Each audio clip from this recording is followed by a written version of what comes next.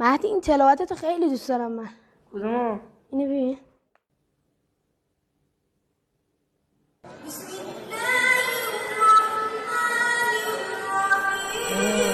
این تلاوت رو من 2 سال پیش تو شیراز انجام دادم.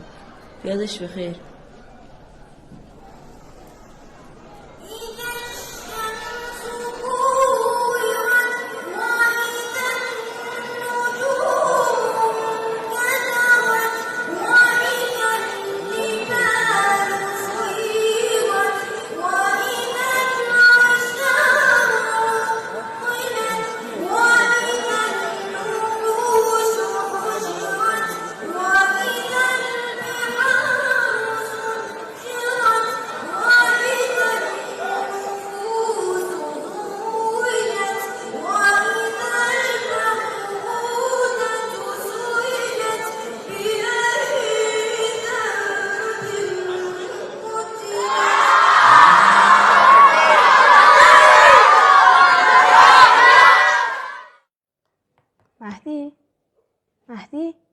مهدی ها کجایی؟ نه همینجا.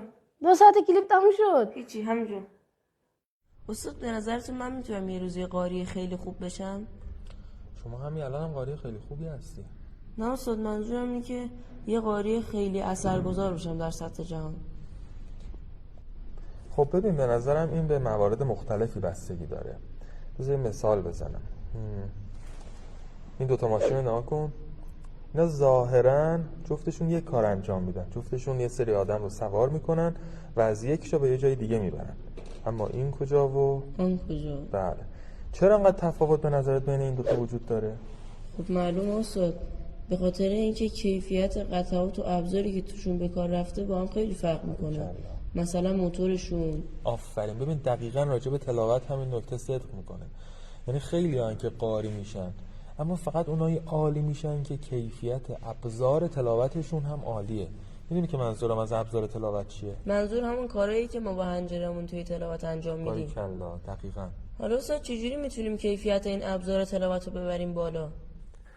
رسیدیم به اصل مطلب. چطور میتونیم کیفیت ابزار تلاوت رو ببریم بالا؟ با من همراه باشید.